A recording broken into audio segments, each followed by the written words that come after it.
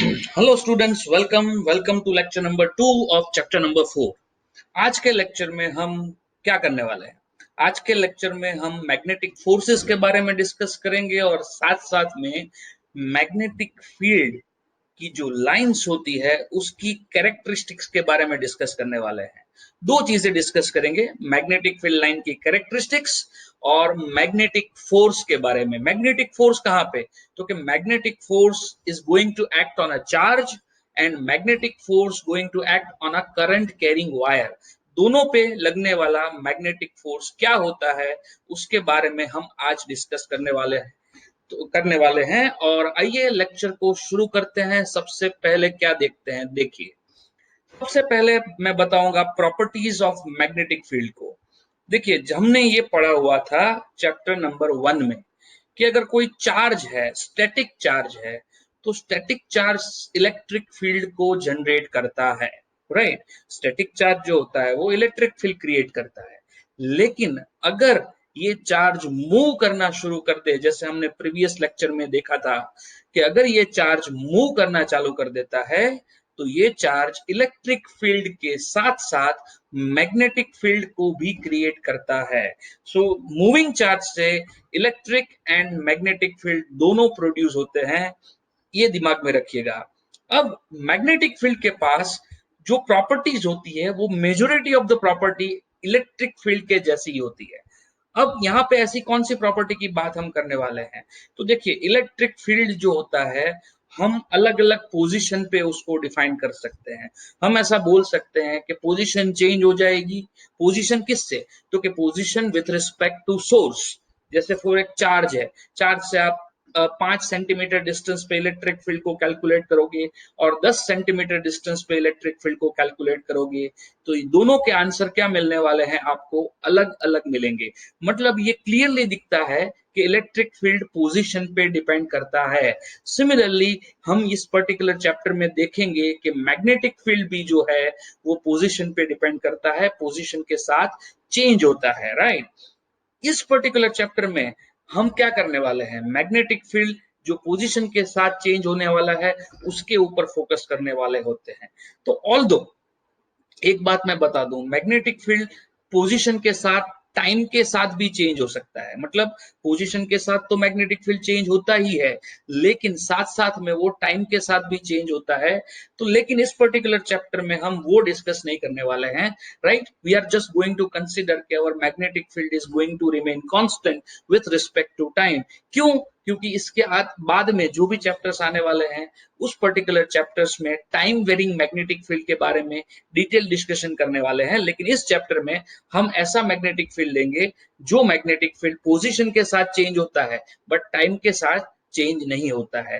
तो आप देखोगे ऐसे मैग्नेटिक फील्ड को अगर आप कंसिडर करोगे तो उसकी बहुत सारी प्रॉपर्टी और उसकी बहुत सारी कैरेक्टरिस्टिक्स जो है वो इलेक्ट्रिक फील्ड के साथ मैच करेगी। मान लो कोई एक पर्टिकुलर पॉइंट पे आपको मैग्नेटिक फील्ड निकालना है और उस पर्टिकुलर पॉइंट पे बहुत सारे सोर्सेस की वजह से मैग्नेटिक फील्ड आपको मिल रहा है। मान लो एक सिस्टम में मल्टीपल चार्जेस आर मूविंग और हर एक चार्ज के मोशन की वजह से एक स्पेसिफिक पॉइंट पे अगर आपको मैग्नेटिक फील्ड मिल रहा है तो आपको उस पर्टिकुलर पॉइंट पे नेट मैग्नेटिक फील्ड को फाइंड करने के लिए उस पर्टिकुलर पॉइंट पे जो भी मैग्नेटिक फील्ड वेक्टर्स आपको मिलते हैं वो सारे वेक्टर का क्या करना पड़ेगा? एडिशन करना पड़ेगा। Just like a superposition theorem which we were doing in chapter 1 और chapter 2 for electric field everything. Right? तो ये इतनी चीज दिमाग में रखिएगा कि टाइम डिपेंडेंट मैग्नेटिक फील्ड होता है, पोजीशन डिपेंडेंट मैग्नेटिक फील्ड होता है। लेकिन इस चैप्टर में सिर्फ पोजीशन डिपेंडेंट मैग्नेटिक फील्ड की हम बात करेंगे। और पोजीशन डिपेंडेंट मैग्नेटिक फील्ड के लिए बहुत सारी कैरेक्टरिस्टिक्स और प्रॉपर्टी जो होती है वो इलेक्ट्रिक फील्ड की कैरेक्टरिस्टिक्स और प्रॉपर्टीज के साथ मैच करती है। आइए देखते हैं properties of magnetic field lines को। तो आपके सामने यहाँ पे मैंने बहुत कुछ अलग अलग ऑब्जेक्ट्स रखे हुए हैं, जैसे करंट कैरिंग वायर है, लूप है, सोलेनॉइड है, बार मैग्नेट है और अपनी अर्थ है। तो सबका जो मैग्नेटिक फील्ड है वो कैसा है उसका थोड़ा बहुत आइडिया मैंने यहाँ पे दिया हुआ है। यहाँ पे जो आप देख रहे हो ना वो सारी मैग्नेटिक फील्ड लाइंस है। राइट? ये जो देख रहे हो ये सब लाइंस, ये सब मैग्नेटिक फील्ड लाइंस है बेसिकली। तो ये जो मैग्नेटिक फील्ड लाइंस यहाँ पे आपको दिख रही है वो मैग्नेटिक फील्ड लाइंस रियल नहीं होती। बट मैग्नेटिक फील्ड रियल होता है, it's just identical to electric field, right. तो ये पहला पॉइंट ये हो गया कि magnetic field lines are not real but magnetic field is real, right. फिर आप देख रहे हो कि इसको ऑब्जर्व करोगे बार मैग्नेट को, तो magnetic field lines are coming out from the north pole, you can see that, okay, and they are entering into south pole, right. तो हम बोल सकते हैं कि नॉर्थ पोल से मैग्नेटिक फील्ड लाइन बाहर आती है, साउथ पोल के अंदर मैग्नेटिक फील्ड लाइन जाती है। लेकिन याद रखना, मैग्नेटिक फील्ड लाइन मैग्नेट के अंदर की तरफ साउथ से नॉर्थ की तरफ होती है, ये आउटसाइड वाली बात है। याद रखना ये चीज बहुत ही इंपॉर्टेंट है ये, कि आउटसाइड द मैग्नेट अगर मैं बात करूं तो वो नॉर्थ से साउथ होती है, और अगर मैं इनसाइड द मैग्नेट बात करूं तो ये साउथ से नॉर्थ की तरफ होती है। इसका मतलब ये हुआ कि मैग्नेटिक फील्ड लाइंस नॉर्थ से निकलती है, साउथ के अंदर जाती है, और फिर साउथ से नॉर्थ तक वापस आ जाती है। मतलब वो क्या करती है, क्लोज लूप बनाती है। इसके बारे में भी मैं डिस्कस करने वाला हूं। ये आप जानते हो कि मैग्नेट के लाइक पोल्स होते हैं, वो क्या करेंगे, नॉर्थ नॉर्थ क्या करेंगे, रिपेल करेंगे, नॉर्थ साउथ अट्रैक्ट करेंगे। मतलब लाइक पोल्स जो है वो क्या करते हैं, रिपेल करते हैं, अनलाइक पोल जो है वो अट्रैक्ट करते हैं। It is exactly identical two charges, like unlike charges होते हैं वो अट्रैक्ट करते हैं, और लाइक चार्जेस जो है रिपेल करते हैं। तो वही इलेक्ट्रिकल जैसी प्रॉपर्टी आपको यहाँ पे देखने को मिल रही है, you can see that, okay. तो ये चीज दिमाग में रख लें। अगर आपके आ चुकी है तो हम आगे बढ़ते हैं। अब देखो, magnetic field line always forms a close loop unlike electric field. मतलब इलेक्ट्रिक फील्ड लाइंस क्या होती है, पॉजिटिव से बाहर निकलती है, नेगेटिव के अंदर जाती है, लेकिन फिर ऐसा नहीं होता कि फिर से वो नेगेटिव से पॉजिटिव जाए। नेगेटिव के पास आके वो क्या हो जाती है, एंड हो जाती है। यहाँ पे ये फील्ड लाइंस जो है वो एंड नहीं होती है। यहाँ पे ये फील्ड लाइंस जो है मैग्नेटिक फील्ड की, वो नॉर्थ से बाहर आती है, साउथ के अंदर जाती है, और फिर साउथ से नॉर्थ की तरफ भी जाती है, मैग्नेट की अंदर की तरफ। मतलब जैसे अभी मैंने बोला कि देखो यहां से नॉर्थ से बाहर निकली, नॉर्थ से बाहर निकल के साउथ के अंदर जाएगी, लेकिन साउथ से फिर नॉर्थ पे आएगी, तो मतलब क्या करेगी, क्लोज लूप को फॉर्म करेगी, राइट। फिर बहुत ही सिंपल सा पॉइंट है, जैसे ये पर्टिकुलर पॉइंट है, अगर आपको कोई पूछता है कि इस पर्टिकुलर पॉइंट पे मैग्नेटिक फील्ड की डायरेक्शन क्या होगी, तो आपको क्या करना है, अगर इस पॉइंट पे अगर आपको कोई पूछता है मैग्नेटिक फील्ड की डायरेक्शन क्या होगी, तो आपको क्या करना है, सिर्फ यहाँ पे एक टेंजेंट ड्रॉ करना है, बस एक टेंजेंट बना दो, tangent will do, right. Tangent इस पर्टिकुलर पॉइंट पे मैग्नेटिक फील्ड की जो भी डायरेक्शन होगी वो डायरेक्शन आपको देगा। तो tangent is going to give you the direction of magnetic field at any point on a magnetic field lines. और वही पुरानी चीज, दो मैग्नेटिक फील्ड लाइंस कभी एक दूसरे के साथ इंटरसेक्ट नहीं कर सकती। देखो अगर इंटरसेक्शन हो गया तो इंटरसेक्शन पॉइंट के पास आपको दो टेंजेंट मिलेंगे, और ये जो दो टेंजेंट है वो दो टेंजेंट एक ही पॉइंट पे मिले आपको। टेंजेंट क्या दिखाता है, डायरेक्शन दिखाता है। तो यहाँ पे दो टेंजेंट मिले मतलब दो अलग अलग डायरेक्शन मिली, और एक ही पॉइंट पे एक ही मैग्नेटिक फील्ड की दो अलग अलग डायरेक्शन पॉसिबल नहीं है। इसलिए ये एक पॉइंट पे दो टेंजेंट नहीं हो सकते, लेकिन इंटरसेक्शन होगा तो ऐसा होगा ही। मतलब हम क्या बोलेंगे कि intersection of magnetic field lines is not possible, समझे। It is exactly identical to electric field case. And last property इसमें क्या आती है, तो क्या आप देख सकते हो कि यहाँ पे ये मेरे पास एक लेफ्ट साइड में जो मैंने मैग्नेटिक फील्ड लाइंस ड्रॉ करके रखी है, और राइट हैंड साइड में भी मैग्नेटिक फील्ड लाइंस आपके सामने है। यहाँ पे वीक मैग्नेटिक फील्ड है, यहाँ पे जो मैग्नेटिक फील्ड है वो है weak, this is weak magnetic field. और ये मैग्नेटिक फील्ड जो है वो है स्ट्रॉन्ग मैग्नेटिक फील्ड। ऐसा मैंने कैसे बोल दिया, बस क्राउडनेस देखा। क्राउडनेस मतलब यहाँ पे लेस क्राउडेड है क्या, मैग्नेटिक फील्ड की लाइंस यहाँ पे लेस क्राउडेड है, यहाँ पे वो मैग्नेटिक फील्ड लाइंस मोर क्राउडेड है, ओके तो ज्यादा क्राउडेड लाइन मतलब ज्यादा नंबर डेंसिटी, और ज्यादा नंबर डेंसिटी मतलब स्ट्रॉन्ग मैग्नेटिक फील्ड, और यहाँ पे कम नंबर डेंसिटी है, कम क्राउडनेस है, इसकी वजह से वीक मैग्नेटिक फील्ड आपको मिलेगा। तो मैग्नेटिक फील्ड की जो स्ट्रेंथ होती है वो नंबर डेंसिटी यानी crowdness of the magnetic field lines पे डिपेंड करती है। आप सिर्फ देख के ही बता सकते हो कि कौन सा मैग्नेटिक फील्ड स्ट्रांग है और कौन सा मैग्नेटिक फील्ड वीक है। आई होप आपको समझ में आ गया होगा। आइए आगे बढ़ते हैं।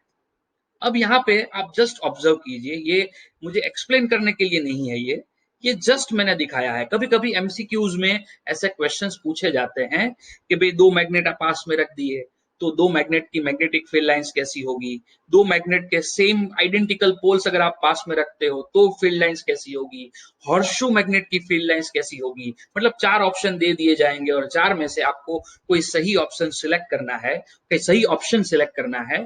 तो ऐसी सिचुएशन में ये जो मैं यहाँ पे आपको दिखा रहा हूं वो आपको काम आएगा। This is just for your knowledge purpose, you just have to keep this particular thing with you. ठीक है, तो आगे बढ़ते हैं इस पर्टिकुलर टॉपिक से। अब जो टॉपिक आएगा वो हम बेसिकली कल डिस्कस कर रहे थे। कल मैंने बोला था कि लॉरेंस नाम के बंदे ने क्या किया, बहुत सारे एक्सपेरिमेंट किए, और जो भी एम्पियर ने वर्क किया था, एम्पियर ने जो एक्सपेरिमेंट किए थे उससे एनालिसिस करके अल्टीमेटली वो क्या पहुंचा, एक पर्टिकुलर कंक्लूजन पे पहुंचा कि मैग्नेटिक फील्ड लाइंस जो होती है या मैग्नेटिक फील्ड होता है, वो मैग्नेटिक फील्ड क्या करता है, कोई चार्ज के ऊपर फोर्स लगाता है या फिर करंट कैरिंग वायर के ऊपर फोर्स लगाता है। तो कोई particular charge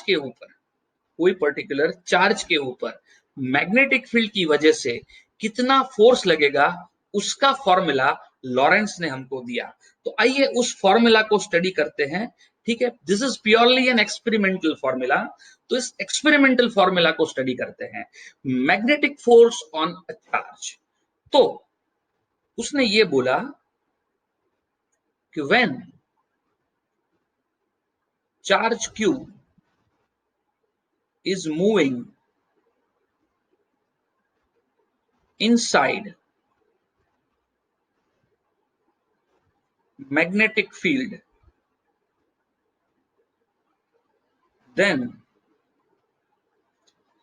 the magnetic force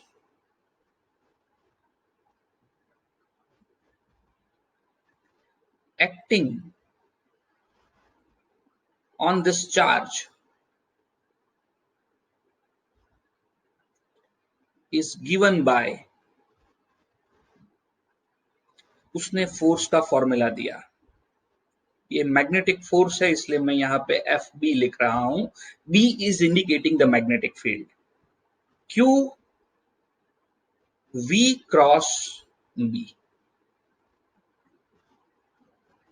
ये है उस फोर्स का formula, Q V cross B.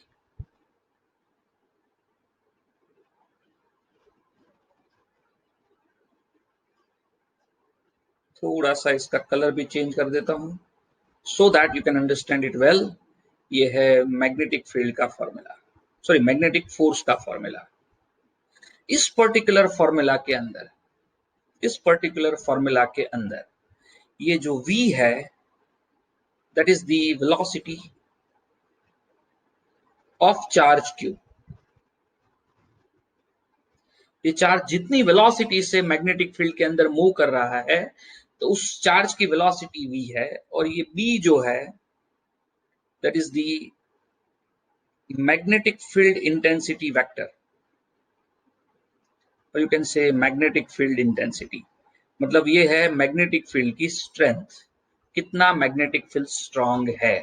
तो ये है experimental formula which was derived by Lorentz using his experiments and I can say experimental work done by Ampere। तो मतलब एम्पियर के डेटा को इसने यूज किया और उसके ऊपर से बहुत सारे एक्सपेरिमेंट करके उसने ये एक फॉर्मूला डिराइव किया। इस फॉर्मूला से आपको आंसर मिल जाएगा कि ये चार्ज के कोई भी क्यू चार्ज अगर v जितनी वेलोसिटी से b जितने मैग्नेटिक फील्ड के अंदर अगर मूव करता है तो उसके ऊपर लगने वाला फोर्स क्या होता है। अब इस फोर्स के बारे में इंटरेस्टिंग चीज है, ये फोर्स बहुत ही जोरदार फोर्स है। इस फोर्स के बारे में डिटेल डिस्कशन करते हैं, चलिए। ओके, इस फोर्स में क्या है देखो। In this force, okay, we can see that force depends upon what?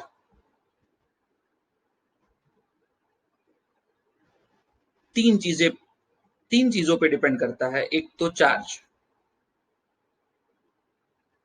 दूसरी चीज जो है वो है वेलोसिटी ऑफ चार्ज, और तीसरी चीज जो है वो है मैग्नेटिक फील्ड इंटेंसिटी। तीसरी चीज जो है वो है मैग्नेटिक फील्ड इंटेंसिटी। ओके, ये तीन चीजों पे ये फोर्स जो है वो डिपेंड करता है। अब interesting aspect of the force यहाँ पे देखिए, मैं बताता हूं इस फोर्स का इंटरेस्टिंग एस्पेक्ट क्या है। Just let me remove this line, थोड़ा सा सीधा कर देते हैं इसको। चलिए, अब यहाँ पे देखिए इस पर्टिकुलर चीज पे इंटरेस्टिंग चीज क्या है। तो देखो, अगर अगर if Q is positive, okay, Q is positive, force जो होगा that will be parallel to V cross B, है ना। अगर Q पॉजिटिव होगा तो force will be parallel to V cross B, and अगर Q नेगेटिव हुआ तो ये जो फोर्स होगा that will be parallel to minus of V cross B। Okay, तो इससे हमको क्या पता चलता है, इससे ये पता चलता है कि force, magnetic force, I should say magnetic force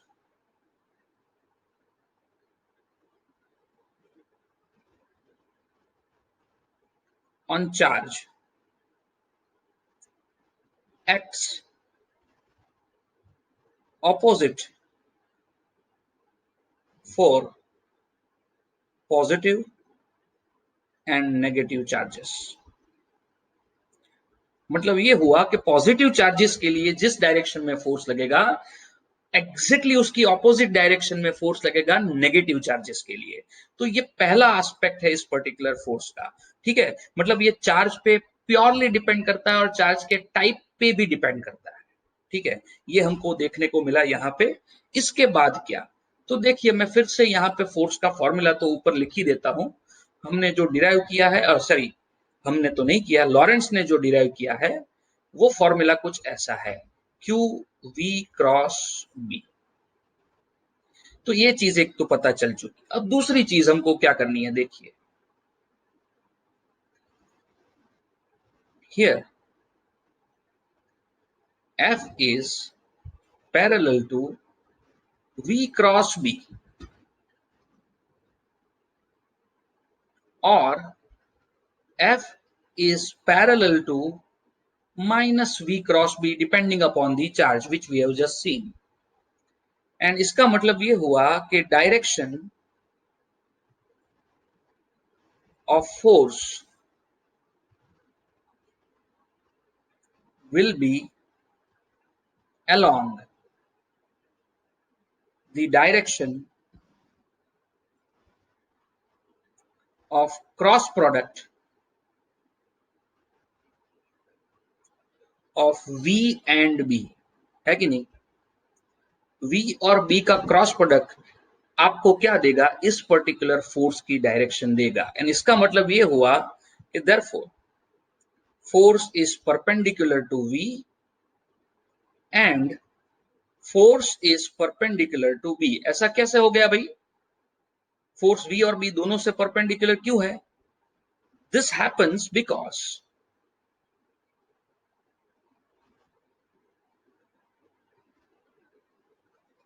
V cross B जो होता है is perpendicular to V vector and B vector both. ठीक है, ये दोनों परपेंडिकुलर है V और B वेक्टर से। ठीक है, V से भी परपेंडिकुलर होता है V क्रॉस B और B से भी परपेंडिकुलर होता है V क्रॉस B। और हम जानते हैं कि V क्रॉस B की डायरेक्शन में फोर्स होता है, तो नेचुरली फोर्स भी क्या होगा, V और B से परपेंडिकुलर होगा। तो ये उसके फोर्स की दूसरी प्रॉपर्टी है। पहली प्रॉपर्टी क्या थी कि वो चार्ज पे डिपेंड करता है, पॉजिटिव चार्ज पे जिस डायरेक्शन में फोर्स लगेगा, नेगेटिव चार्ज पे लगने वाला फोर्स उस पॉजिटिव चार्ज वाली डायरेक्शन से ऑपोजिट होगा। That is one property.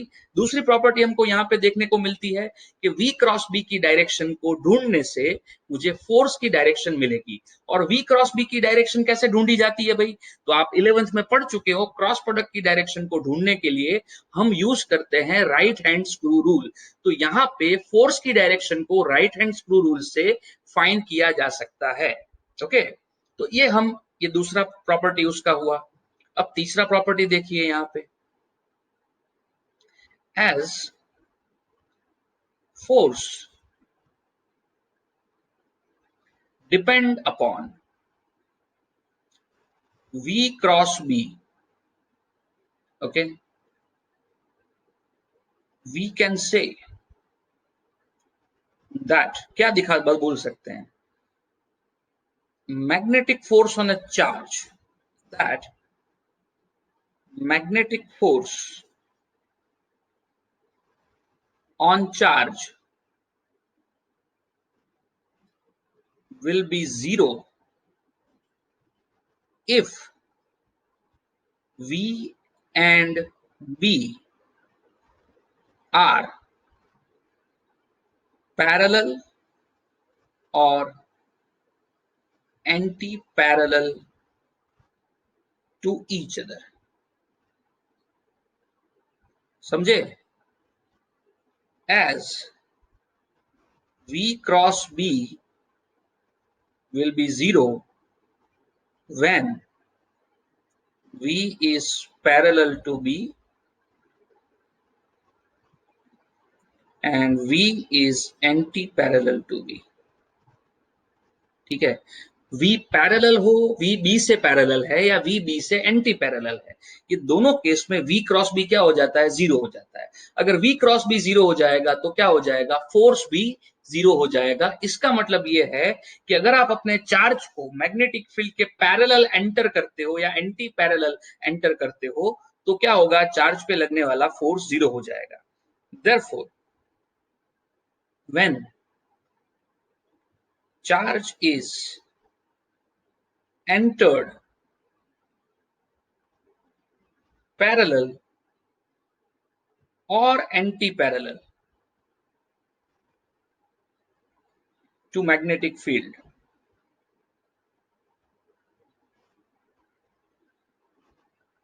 force acting on it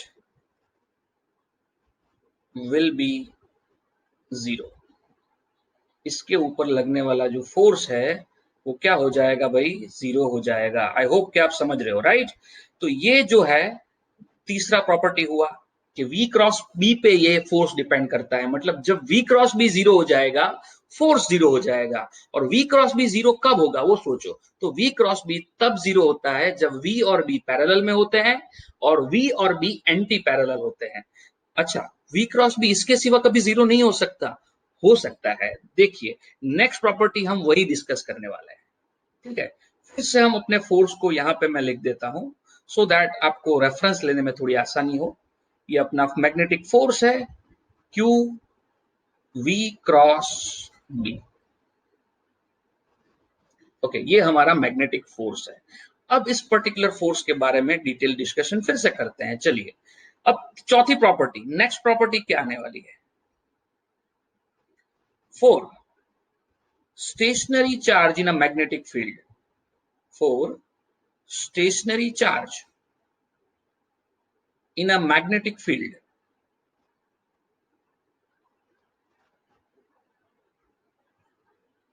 हम बोल सकते हैं कि वेलोसिटी जो है उसकी क्या हो जाएगी, 0 हो जाएगी, और उसकी वजह से v क्रॉस b जो है वो 0 हो जाएगा, and therefore magnetic force on charge will be 0। Charge पे लगने वाला मैग्नेटिक फील्ड जो है, सॉरी मैग्नेटिक फोर्स जो है वो क्या हो जाएगा, 0 हो जाएगा। तो यू कैन सी बहुत सारी सिचुएशन में फोर्स 0 हो रहा है, और साथ साथ में फोर्स की डायरेक्शन v क्रॉस b की डायरेक्शन में होती है। चार्ज अगर नेगेटिव है तो फोर्स की डायरेक्शन v क्रॉस b की डायरेक्शन से ऑपोजिट हो जाएगी। तो ये सारी प्रॉपर्टी है मैग्नेटिक फोर्स की। समझे कि नहीं समझे? तो मतलब किसी भी चार्ज को हम मैग्नेटिक फील्ड के अंदर रखते हैं तो उस चार्ज के ऊपर फोर्स लगता है, और वो फोर्स का फॉर्मूला हमने देखा, और उस फोर्स की अलग अलग जो प्रॉपर्टी है वो प्रॉपर्टी भी हमने यहाँ पे देखी। आई होप कि आपको क्लियर हो चुका होगा। Let us revise this properties very quickly. ये फोर्स जो होता है तीन चीज पे डिपेंड करता है, क्यू पे, वी पे और मैग्नेटिक फील्ड पे। पॉजिटिव चार्ज के लिए फोर्स की डायरेक्शन वी क्रॉस बी की डायरेक्शन में होगी, और नेगेटिव चार्ज के लिए फोर्स की direction minus V cross B की डायरेक्शन में होने वाली है। मतलब ये है कि पॉजिटिव और नेगेटिव चार्जेस के ऊपर लगने वाला फोर्स वो एक ऑपोजिट डायरेक्शन में एक दूसरे से होना चाहिए। अब उसके बाद ये देखा कि फोर्स जो है वो v क्रॉस b के पैरेलल में होता है, मतलब फोर्स की डायरेक्शन v क्रॉस b की डायरेक्शन से मिलेगी। तो v क्रॉस b की डायरेक्शन कैसे मिलती है, स्क्रू घुमा के v से b की तरफ स्क्रू घुमाओ और आपको v क्रॉस b की डायरेक्शन मिलेगी, और इससे आपको मैग्नेटिक फोर्स की डायरेक्शन भी मिलेगी। बट आप जानते हो v और b दोनों v क्रॉस b से क्या होते हैं, परपेंडिकुलर होते हैं, और परपेंडिकुलर होने की वजह से क्या होता है, ये फोर्स जो होता है वो v और b दोनों से परपेंडिकुलर होता है भाई, समझ लेना। v और b दोनों से परपेंडिकुलर होता है ये फोर्स, ठीक है। और v क्रॉस b पे ये फोर्स डिपेंड करता है, v पैरेलल भी है या v एंटी पैरेलल भी है तो v क्रॉस b 0 हो जाएगा और फोर्स भी 0 हो जाएगा। साथ साथ में स्टेशनरी चार्ज के लिए वेलोसिटी 0 होता है, और v क्रॉस b 0 हो जाएगा, v क्रॉस b 0 हो जाएगा तो फिर से मैग्नेटिक फोर्स 0 हो जाएगा। सो ये है मैग्नेटिक फोर्स की प्रॉपर्टी। मतलब यहाँ पे इंटरेस्टिंग चीज ये है कि स्टेशनरी चार्ज पे मैग्नेटिक फोर्स नहीं लगता, that is magnetic force never acts on stationary charge kept inside magnetic field। अगर किसी स्टेशनरी चार्ज को मैग्नेटिक फील्ड के अंदर रख दिया जाए तो उस स्टेशनरी चार्ज पे कोई फोर्स नहीं लगता है। तो ये चीजें यहाँ पे क्लियर हो गई है। अब जरा ध्यान से देखो जो मैं दिखा रहा हूं। मान लो ये जो डायरेक्शन मैं यहाँ पे दिखा रहा हूं, ये डायरेक्शन है वेलोसिटी का, ये डायरेक्शन है मैग्नेटिक फील्ड का, ये वेलोसिटी का डायरेक्शन है, ये मैग्नेटिक फील्ड का डायरेक्शन है। और ये वेलोसिटी और मैग्नेटिक फील्ड से क्या बना है, देखो ये एक प्लेन बना दिया मैंने यहाँ पे। This is the plane formed by velocity vector and magnetic field vector. याद रखना अपना मैग्नेटिक फोर्स जो होगा वो मैग्नेटिक फोर्स का जो वेक्टर मुझे मिलेगा, that vector will be always either in this direction or क्या, और in this direction, you can see that। अब आप ध्यान से देखोगे कौन सी डायरेक्शन, v से b की तरफ स्क्रू घुमाओ तो ये डायरेक्शन होगी v क्रॉस b की, ठीक है ना। और अगर आप माइनस वी क्रॉस बी की डायरेक्शन चाहते हो तो ये हो गई माइनस वी क्रॉस बी की डायरेक्शन। तो आप देख रहे हो कि अगर इस पर्टिकुलर मैग्नेटिक फील्ड में मैंने नेगेटिव चार्ज रखा तो इस नेगेटिव चार्ज पे माइनस वी क्रॉस बी की तरफ फोर्स लगेगा, और पॉजिटिव चार्ज अगर मैंने रखा तो पॉजिटिव चार्ज के ऊपर v क्रॉस b की डायरेक्शन में फोर्स लगेगा एंड यू कैन सी ये जो फोर्स लगेगा वो फोर्स जो है वो v और b दोनों से परपेंडिकुलर है। तो I just wanted to show this particular thing in I can say figure format, इसलिए मैंने इसको थोड़ा सा यहाँ पे ड्रॉ करके बताया है आपको। तो ये जो है force on a negative charge है और इस डायरेक्शन में जो भी फोर्स लगेगा वो force on a positive charge है। तो आपको हमेशा क्या करना है, बस स्क्रू घुमाना है, ठीक है, स्क्रू घुमाओ और डायरेक्शन पाओ। तो ये हो गया मैग्नेटिक फोर्स के बारे में, एवरीथिंग आ गया। मैग्नेटिक फोर्स की इंफॉर्मेशन अगर आपको चाहिए तो सारी इंफॉर्मेशन आपको यहां से मिल जाएगी। अपार्ट फ्रॉम दैट क्या है, magnetic force acting on charge के बारे में बात कर लिया। अब यहां पे एक और चीज डिस्कस करनी है जो है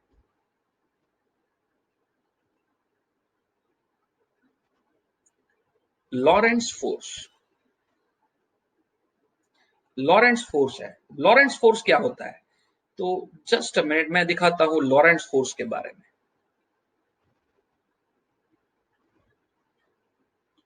ये जो फोर्स है, it is a force is not just because of magnetic field, it is because of electric field as well as magnetic field. मतलब अगर किसी चार्ज को हमने एक ऐसे रीजन के अंदर रख दिया जिस रीजन में इलेक्ट्रिक फील्ड भी है और मैग्नेटिक फील्ड भी है, तो ऐसे सिचुएशन में उस चार्ज के ऊपर कितना फोर्स लगेगा, तो वो हम लॉरेंट्ज फोर्स से कैलकुलेट कर सकते हैं। जरा ध्यान से देखिएगा। Let us consider a region in which electric field and magnetic field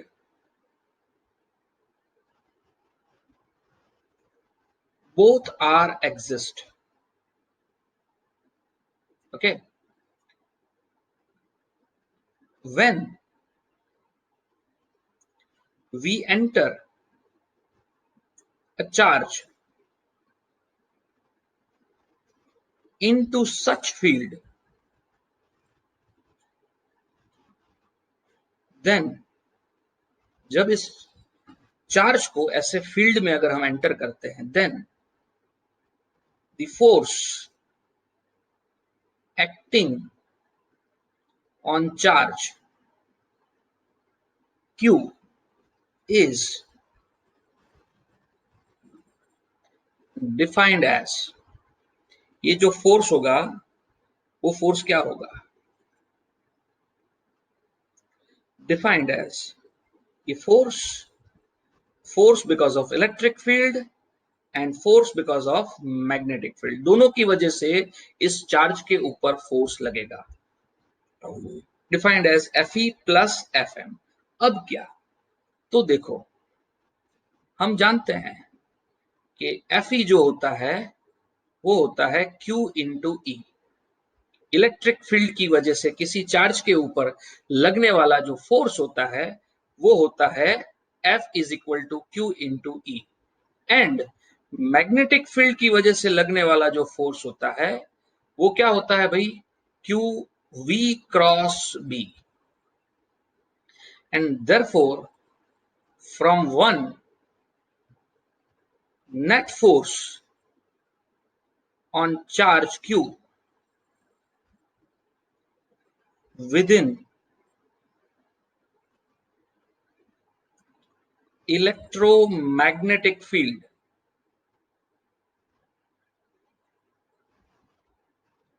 is कितना हो जाएगा, एक क्यू ई होगा plus Q V cross B होगा। एक क्यू ई होगा और दूसरा क्या होगा, Q into V cross B हो जाएगा। You can see that right, इतना फोर्स लग जाएगा।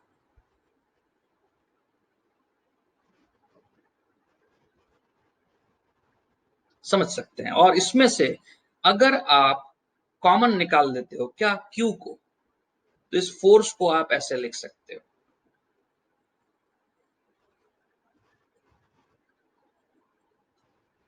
इस फोर्स को आप ऐसे लिख सकते हो, force is equal to Q E plus V cross B। Okay, ये हो गया फोर्स का फॉर्मूला। ये कौन सा फोर्स है, तो कि चार्ज को अगर हम इलेक्ट्रिक फील्ड और मैग्नेटिक फील्ड वाले रीजन के अंदर डाल दें तो इसके ऊपर लगने वाला फोर्स ये हो जाएगा। And this force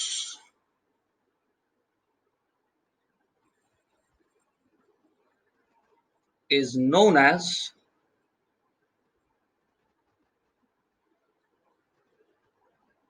Lawrence force. इसी को कहते हैं लॉरेंस फोर्स। ठीक है, तो समझ में आ गया लॉरेंस फोर्स क्या होता है। I hope it's very much clear to you people. ठीक है, अब इस पर्टिकुलर फोर्स के ऊपर से एक छोटा सा क्वेश्चन डिजाइन करते हैं। देखिए, मैं क्वेश्चन बनाता हूं कि व्हेन लॉरेंस फोर्स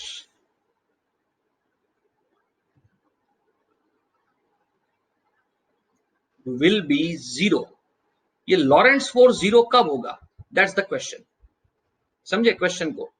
अगर लॉरेंस फोर्स जीरो होता है मतलब ये हुआ कि अगर हम चार्ज को इलेक्ट्रिक फील्ड और मैग्नेटिक फील्ड वाले रीजन के अंदर रख देते हैं और उसके बावजूद भी उसके ऊपर कोई भी फोर्स ना लगे, ऐसा हो सकता है, तो आंसर है हाँ। ऐसा तभी हो सकता है जब लॉरेंस फोर्स क्या हो जाए, तो कि जीरो हो जाए।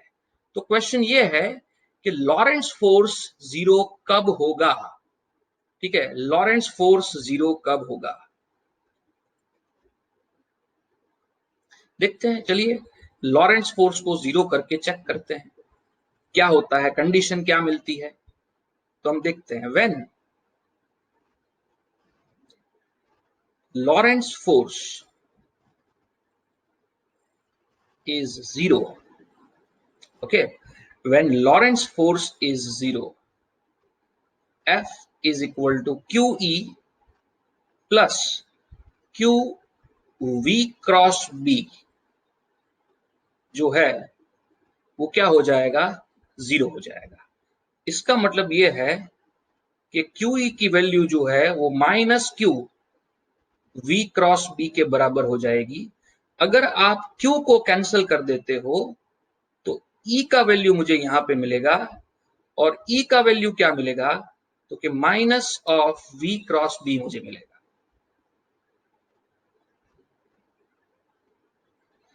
E का वैल्यू मुझे मिलेगा minus of V cross B। और आप जानते हो minus of V cross B जो होता है वो होता है B cross V। Okay, B cross V। अगर ये कंडीशन, यहां पे ये कंडीशन मिली मुझे, तो हम बोल सकते हैं कि when this condition satisfies, okay, Lorentz force will be zero।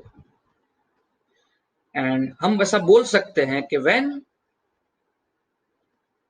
Lawrence force is zero, क्या होगा, जब लॉरेंस फोर्स जीरो होगा तब क्या होगा, तो कि when Lawrence force is zero, charge particle, charged particle which is inside a region of electric field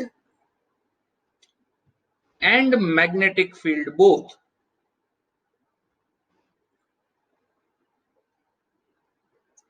will not experience any force at all, and if it is moving, then it will move without any deviation or change in its speed। ना तो deviate होगा ना तो उसकी speed में कोई change आएगा। ऐसा कब होगा? जब लॉरेंस फोर्स क्या हो जाएगा? जीरो हो जाएगा तब। अगर लॉरेंस फोर्स जीरो नहीं होता तो ऐसा नहीं होता। तो क्वेश्चन ये है कि ये कंडीशन सेटिस्फाई होने के कौन कौन से क्राइटेरिया है, तो वो क्राइटेरिया को देखते हैं। क्वेश्चन यही आता है कि E is equal to B cross V का मतलब क्या है। ओके, तो यहां पे फिर से हम एक छोटा सा क्वेश्चन रखते हैं कि what do you mean bye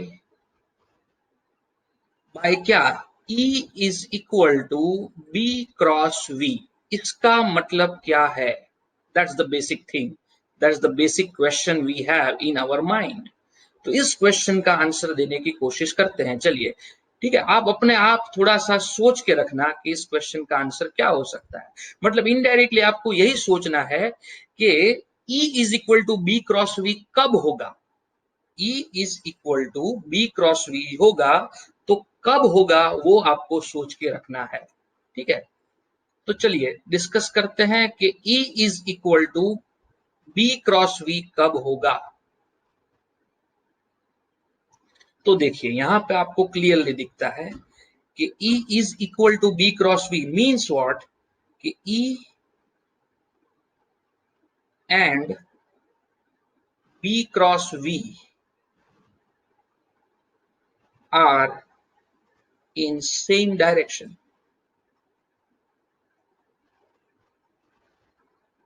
as E is equal to B cross V. हम ऐसा बोल सकते हैं, राइट कि नहीं? एंड इसका मतलब ये हुआ कि E must be perpendicular to both V and B। तो E का वैल्यू जो है वो B और V के डायरेक्शन से क्या होना चाहिए? परपेंडिकुलर होना चाहिए। अब देखो जरा ध्यान से, इसको कैसे एक्सप्लेन कर सकते हैं। तो मान लो अगर ये वेलोसिटी का वेक्टर है, मान लो ये मैग्नेटिक फील्ड का वेक्टर है, जरूरी नहीं है कि इन दोनों के बीच में एंगल 90 डिग्री हो। It is not at all necessary कि इन दोनों के बीच का एंगल 90 डिग्री होना चाहिए, बट ये जरूरी है कि ये दोनों वेक्टर से ये अपना इलेक्ट्रिक फील्ड का जो वेक्टर है वो क्या होना चाहिए? परपेंडिकुलर होना चाहिए। जैसे ये इलेक्ट्रिक फील्ड का वेक्टर मुझे मिला, ये इलेक्ट्रिक फील्ड का वेक्टर है, वो इस V वाली डायरेक्शन से परपेंडिकुलर होना चाहिए।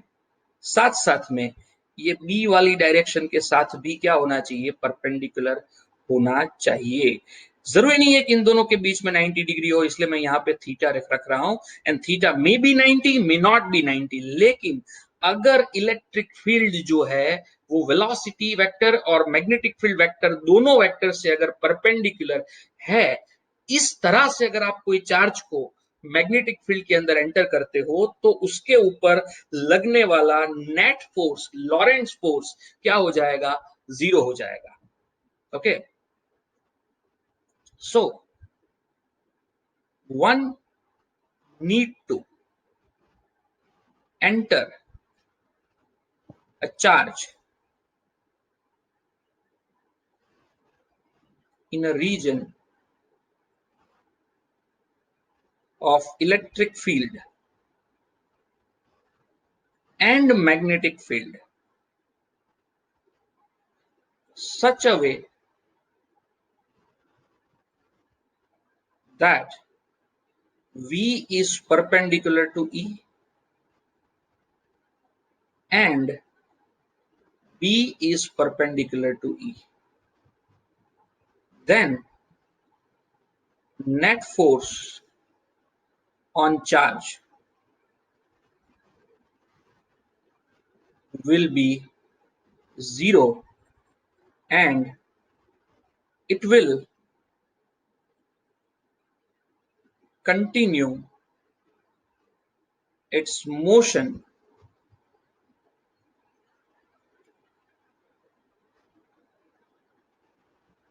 with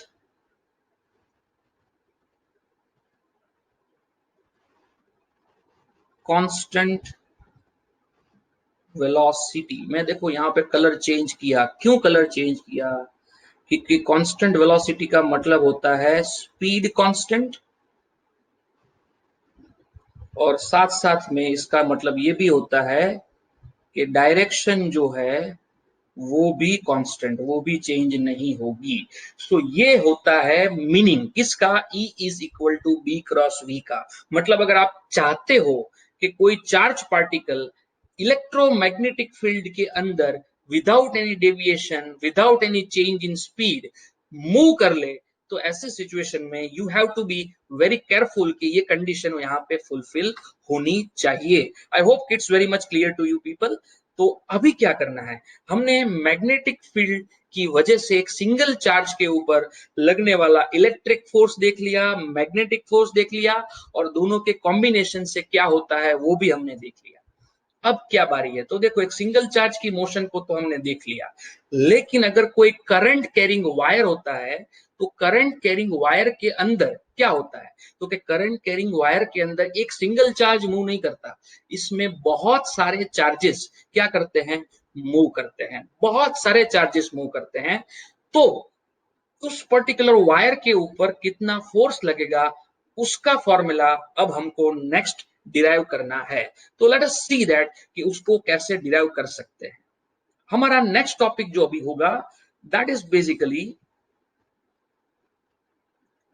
मैग्नेटिक फोर्स ऑन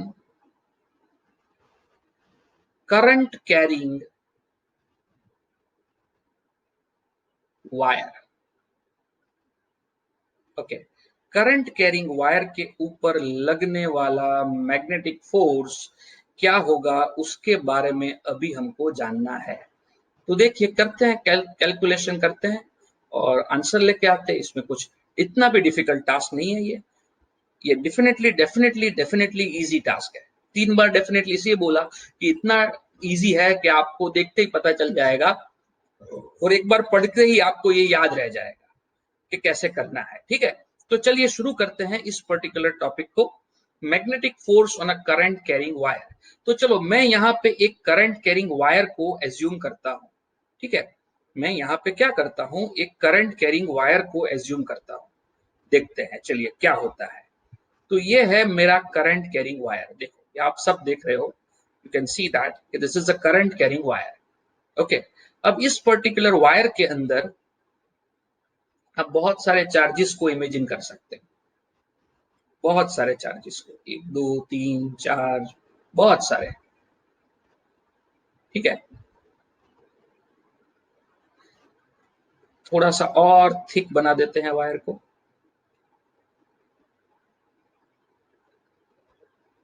चलो वायर अब थिक बन चुका है and you may see lot many charge particles which is moving in one particular direction, because आपने क्या किया हुआ है, इलेक्ट्रिक फील्ड अप्लाई किया हुआ है, राइट ना। इलेक्ट्रिक फील्ड की वजह से अगर मान लो इलेक्ट्रिक फील्ड की डायरेक्शन इस तरफ है, तो पॉजिटिव टर्मिनल यहाँ पे होगा, नेगेटिव टर्मिनल यहाँ पे होगा, और बेसिकली इलेक्ट्रॉन्स की जो मोशन होगी वो इस तरफ होगी।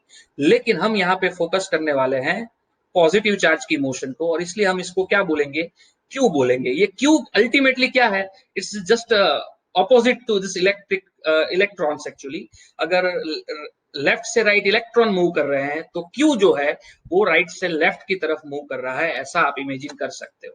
ठीक है, ये मेरी सिंप्लिसिटी के लिए है, क्योंकि करंट के साथ ये करंट की डायरेक्शन जो होती है कन्वेंशनल करंट की डायरेक्शन, वो कन्वेंशनल करंट की डायरेक्शन आप सब जानते हो कि इलेक्ट्रॉन की डायरेक्शन से ऑपोजिट डायरेक्शन में होती है। तो कन्वेंशनल करंट इस ऑपोजिट डायरेक्शन में प्लस से माइनस की तरफ घूम रहा है, इलेक्ट्रिक फील्ड भी करंट की डायरेक्शन में है, और इसकी वजह से मुझे सिंप्लिसिटी के लिए मैं क्या ले लेता हूं, Q is the charge which is moving. यहाँ पे जितने छोटे छोटे इलेक्ट्रॉन्स है ना उसके ऊपर Q जितना चार्ज है, और वो इलेक्ट्रॉन बेसिकली क्या कर रहे हैं, मूव कर रहे हैं, और Q चार्ज भी क्या कर रहा है, मूव कर रहा है। I am just considering that. तो चलो अब क्या करना है, तो हमने ये देखा है कि एक सिंगल चार्ज के ऊपर लगने वाला फोर्स हमको पता है, तो हम क्या करेंगे, यहाँ पे बहुत ही कॉमन सेंस लगाएंगे कि भाई कितने चार्ज है इस पर्टिकुलर वायर के अंदर उसको पहले काउंट करेंगे। इस पर्टिकुलर वायर के अंदर कितने चार्ज है उसको हम क्या करेंगे, काउंट करेंगे। अगर वो काउंटिंग मुझे पता चल चुकी है उसके बाद क्या करते हैं मैं बताऊंगा, लेकिन पहले ये काम करते हैं। चलिए सबसे पहले मैं बता देता हूं कि इसमें कितने चार्ज होते हैं। तो let us consider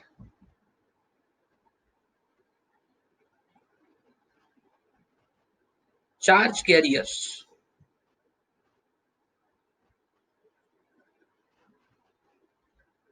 moving along current are moving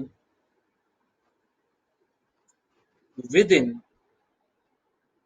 wire of length L and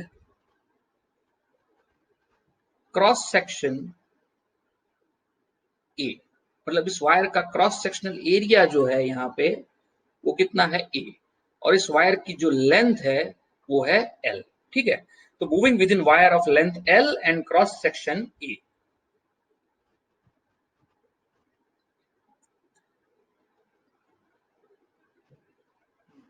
Hence, volume of wire in which charge carrier are present is going to be equal to what, A into L हो जाएगा। इस पूरे पूरे wire का जो volume है वो A into L हो जाएगा, क्योंकि A is the cross sectional area और L is the length of wire.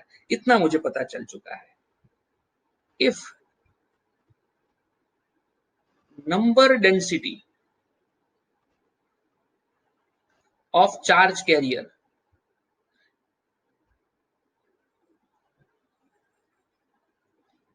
With in wire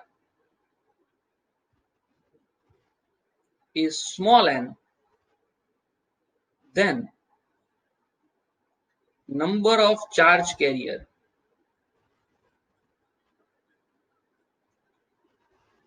present within wire are, देखो नंबर ऑफ चार्ज कैरियर कितने होते हैं, तो कि नंबर मल्टीप्लाइड बाय वॉल्यूम। ऐसा कैसे भाई, तो कि नंबर डेंसिटी होता है ना, वो क्या होता है, number of charge carrier divided by क्या होता है, वॉल्यूम होता है। नंबर डेंसिटी का मतलब ही यही होता है, नंबर अपॉन वॉल्यूम। तो अगर मुझे इसमें से नंबर अगर चाहिए, नंबर फाइंड करना है, तो मुझे क्या करना पड़ेगा, नंबर डेंसिटी को वॉल्यूम से मुझे क्या करना पड़ेगा, मल्टीप्लाई करना पड़ेगा। समझ रहे हो कि नहीं समझ रहे हो, मुझे नंबर को क्या करना पड़ेगा, नंबर डेंसिटी को वॉल्यूम से मल्टीप्लाई करना पड़ेगा अगर मुझे नंबर की कैलकुलेशन करनी है। तो क्या करेंगे देखते हैं। चलिए वॉल्यूम हमको पता है कितना है भाई, A इंटू एल है। तो ये हो गया हमारा equation number 1। Okay, this equation indicates the number of charge carrier. This indicates the number of charge carriers। Okay, this indicates the number of charge carriers present within wire of length L। ठीक है, तो ये answer मुझे यहाँ पे एक मिल चुका है। चलो अब बहुत ही सिंपल सा है, कंसेप्ट लगाना है कि अगर एक सिंगल चार्ज है उसके ऊपर लगने वाला force Q into V cross B है, तो इतने चार्ज के ऊपर लगने वाला फोर्स कितना होगा। कॉमन सेंस से लगाएंगे, जस्ट मल्टीप्लाई कर देंगे ना। फोर्स, फोर्स नहीं बोलना चाहिए, मैग्नेटिक फोर्स बोलना चाहिए। Now magnetic force acting on single charge carrier Q ठीक है। Now magnetic force acting on single charge carrier Q is, क्या है बताओ? Magnetic force on a single charge carrier Fm is equal to Q V cross B है कि नहीं? And therefore magnetic force, therefore magnetic force on single, sorry single तो नहीं बोलेंगे, magnetic force on all the charge carriers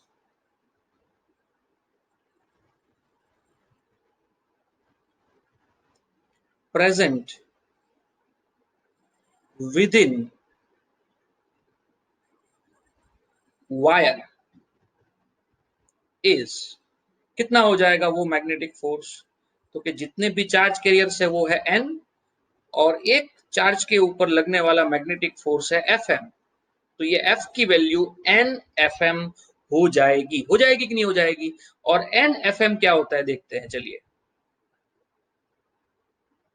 Fm की value आप जानते हो Q V क्रॉस B होता है, राइट? तो उसके ऊपर से यहाँ पे आगे देखते हैं, N की वैल्यू डाल देते हैं। तो हमने N की वैल्यू क्या निकाली है, देखिए NaL निकाला हुआ है। तो ये F जो हो जाएगा वो हो जाएगा NaL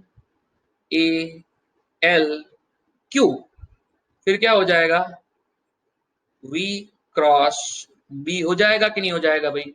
तो इतना फोर्स लग जाएगा, इसको देते हैं नंबर 2।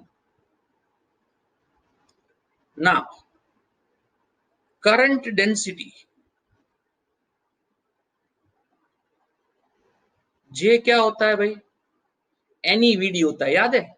NEVD, अपने E की जगह पे यहाँ पे Q लिखना पड़ेगा, तो ये NQVD हो जाएगा।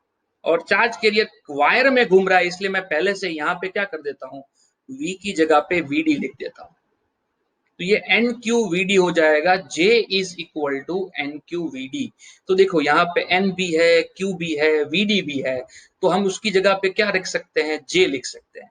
सो देयरफॉर फ्रॉम टू क्या करेंगे बताओ?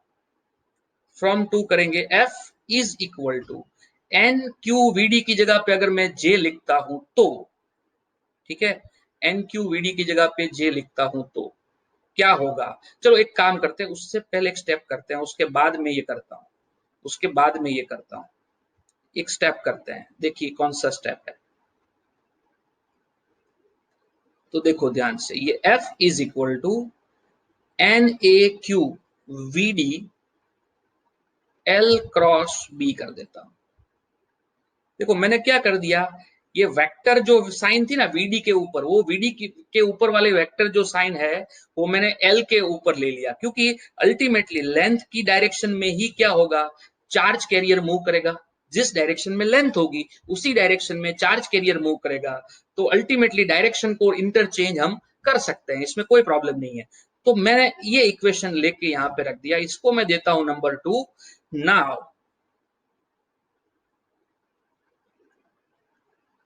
करंट डेंसिटी क्या होता है? करंट डेंसिटी होता है J is equal to NQVD, ठीक है। तो J is equal to NQVD वाला अप्रोच यूज करते हैं करंट डेंसिटी के लिए, और देखते हैं क्या होता है यहाँ पे। एंड देयरफॉर फ्रॉम टू क्या होगा बताओ? देयरफॉर फ्रॉम टू फोर्स का फॉर्मूला आ जाएगा, NQVD की जगह पे अपने लिखते हैं J, उसके बाद आया A, और यहाँ पे लिखा है L क्रॉस B, है ना? ऐसा हो गया कि नहीं हो गया? बट J की वैल्यू क्या होती है, I अपॉन A होता है कि नहीं होता है? एंड उसके ऊपर से हम क्या बोल सकते हैं, I का वैल्यू बोल सकते हैं J इंटू ए। ओके, J इंटू ए बोल सकते हैं। एंड हेंस ऊपर वाला जो इक्वेशन हम लिख सकते हैं वो कैसे लिख सकते हैं, equation 3 can be written as, कैसे बताओ? F is equal to I L cross क्या हो गया, बी हो गया। तो ये फॉर्मूला मुझे मिल गया फोर्स का। किसके ऊपर लगने वाला फोर्स है भाई ये, तो ये फोर्स जो है वो करंट कैरिंग वायर के ऊपर लगने वाला फोर्स है। ठीक है, तो इसको थोड़ा सा एनालाइज करते हैं, बहुत ही इजी है ये। देखो थोड़ा सा एनालिसिस चाहिए। नाउ फोर्स, अगेन मैं हर बार फोर्स बोलता हूं, मुझे क्या बोलना चाहिए, मैग्नेटिक फोर्स बोलना चाहिए। Now magnetic force acting on wire of length L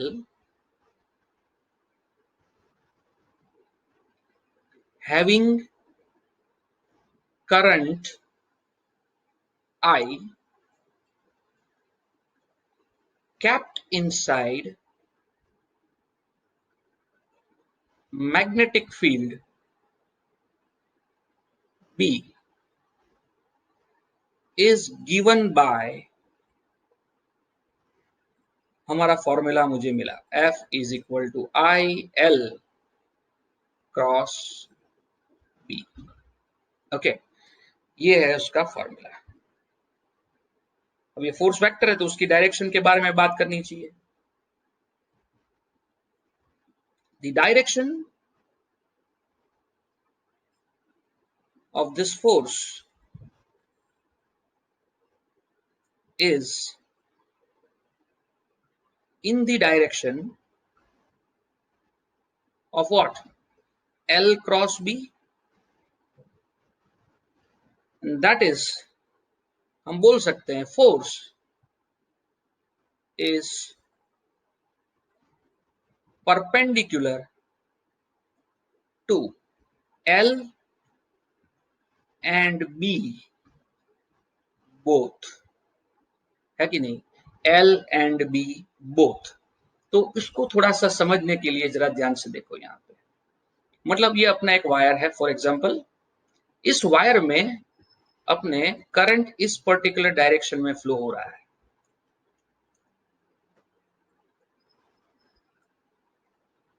इस वायर में करंट है ना, इस पर्टिकुलर डायरेक्शन में फ्लो हो रहा है, you can see that.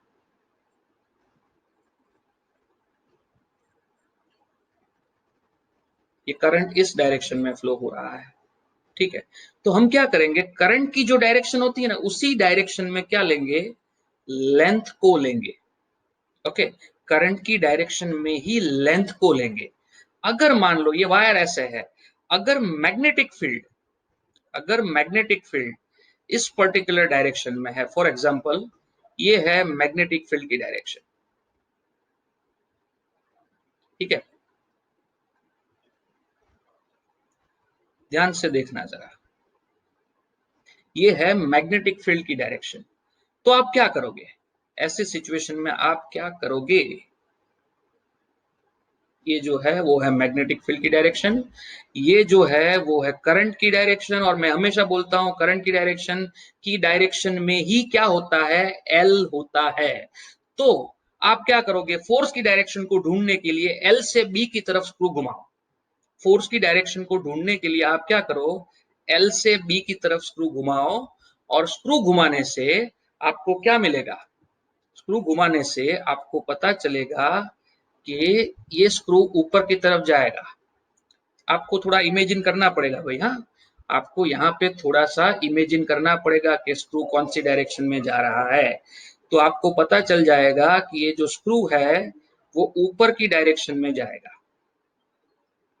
Okay, ये जो स्क्रू है वो ऊपर की डायरेक्शन में जाएगा, और ऊपर की डायरेक्शन में ये फोर्स होगा, magnetic force which is basically I L cross B. और आप देख रहे हो ये फोर्स जो है वो मैग्नेटिक फील्ड से भी परपेंडिकुलर है, और ये करंट की डायरेक्शन यानी एल की डायरेक्शन से भी क्या परपेंडिकुलर है। यहाँ पे याद रखना है, क्या याद रखना है, just a note, direction of current and L are same. Direction of current and L, ये दोनों डायरेक्शन क्या होगी, हमेशा सेम आपको मिलेगी. आई hope it's very much clear. अब यहां पे भी हम कुछ बता सकते हैं. देखो क्या बता सकते हैं कि if L is parallel to B or L is anti-parallel to B, then ये जो है L क्रॉस B वो क्या हो जाएगा, जीरो हो जाएगा. एंड ऐसी सिचुएशन में ये जीरो हो जाएगा तो क्या हो जाएगा बताओ, तो वायर के ऊपर कोई फोर्स नहीं लगेगा. And therefore F is going to be I L cross B जो है वो क्या हो जाएगा, जीरो हो जाएगा. अगर आप वायर इस तरह से रखते हो कि वायर के करंट की डायरेक्शन में ही अगर मैग्नेटिक फील्ड आता है या फिर करंट की डायरेक्शन के ऑपोजिट डायरेक्शन में मैग्नेटिक फील्ड आता है, मतलब देखो मैग्नेटिक फील्ड अगर इस तरफ है तो क्या होगा, L पैरेलल टू बी हो जाएगा, या मैग्नेटिक फील्ड अगर इस तरफ है तो क्या होगा, L is anti parallel to B हो जाएगा. So if wire is kept in magnetic field such that direction of current and magnetic field B are parallel or anti-parallel, then no force acts on wire due to magnetic field. समझे, magnetic field की वजह से उस particular wire पे कोई भी force नहीं लगेगा. आई hope it's very much clear. और एक लास्ट पॉइंट इस पर्टिकुलर लेक्चर का और इस पर्टिकुलर टॉपिक का देख लेते हैं. देखिए इसमें क्या है, अगर मान लीजिए कि मेरे पास कोई वायर ऐसा है, रेंडमली मूव करने वाला ऐसा कोई वायर है, ठीक है, ये वायर है. अब इस पर्टिकुलर वायर में करंट फ्लो हो रहा है, क्योंकि वायर जरूरी नहीं है सीधा होगा हमेशा, वायर तो टेढ़ा मेढ़ा भी हो सकता है ना, वायर टेढ़ा मेढ़ा भी हो सकता है. और करंट जो है इस पर्टिकुलर वायर में इस पर्टिकुलर डायरेक्शन में फ्लो हो रहा है. तो ऐसी सिचुएशन में अगर मैंने इस पर्टिकुलर वायर को मैग्नेटिक फील्ड के अंदर रखा तो क्या होगा, तो देखिए उसको समझने के लिए हम पहले एक मैग्नेटिक फील्ड बना लेते हैं और फिर उसके बाद फिर वायर को रखते हैं और देखते हैं क्या होता है. राइट, तो let us draw a magnetic field lines initially. थोड़ी सी इस तरफ ड्रॉ करता हूं मैं.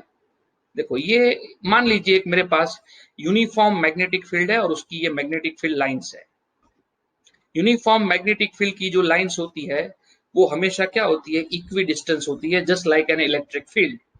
तो ये यूनिफॉर्म मैग्नेटिक फील्ड की लाइंस है, you can see this.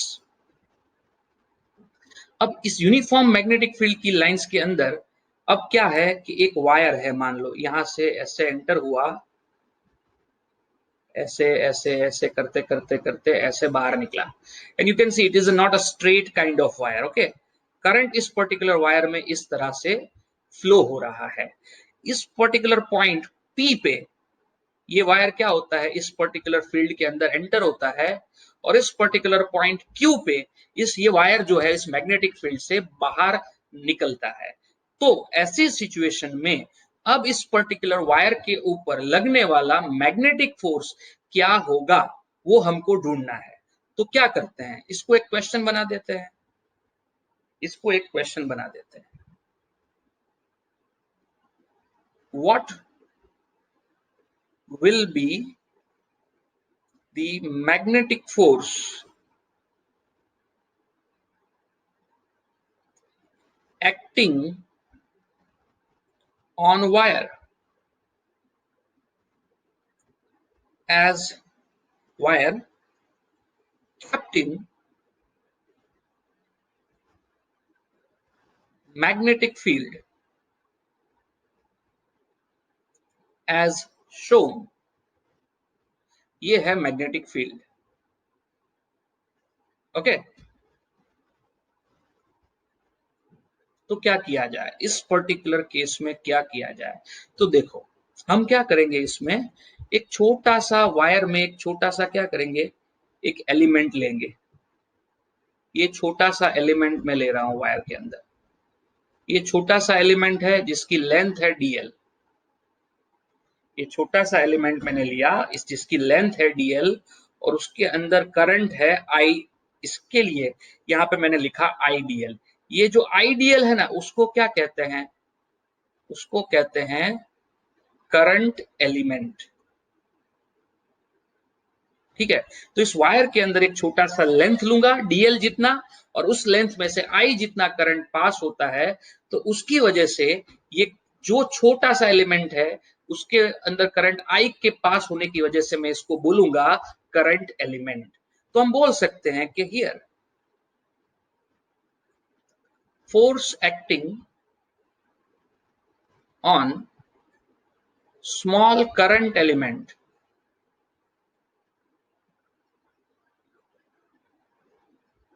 of length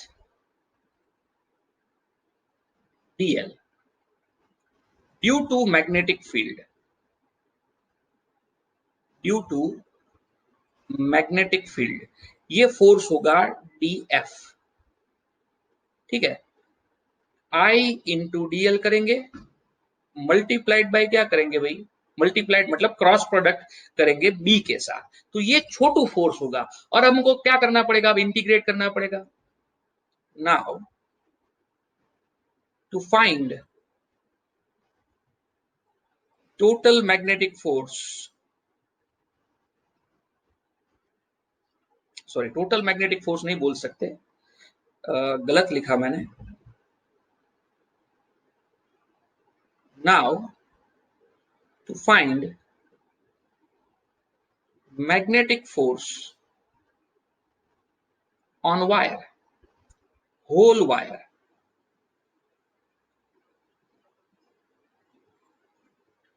integrate the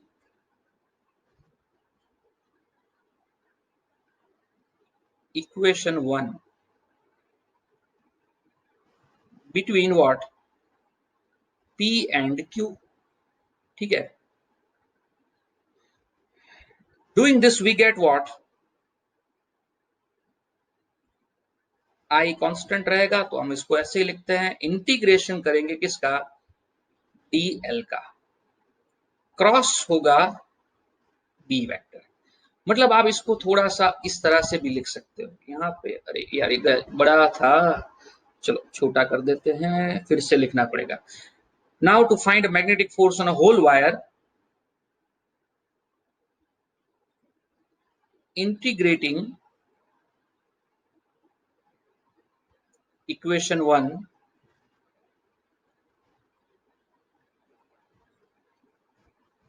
within the limits of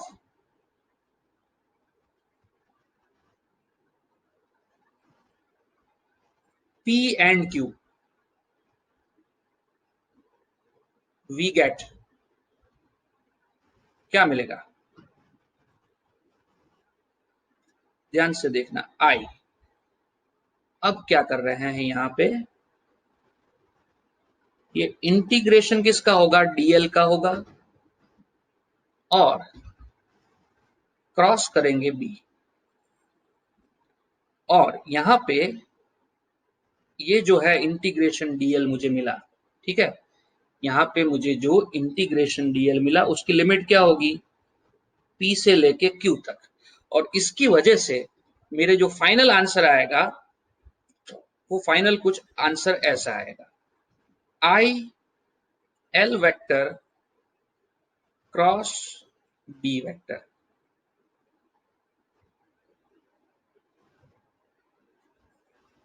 where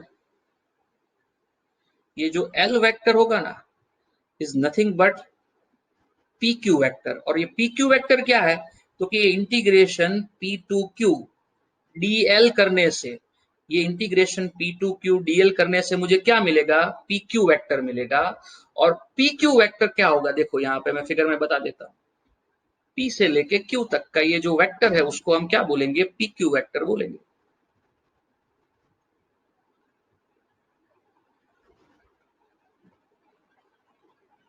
जरा ध्यान से देखना,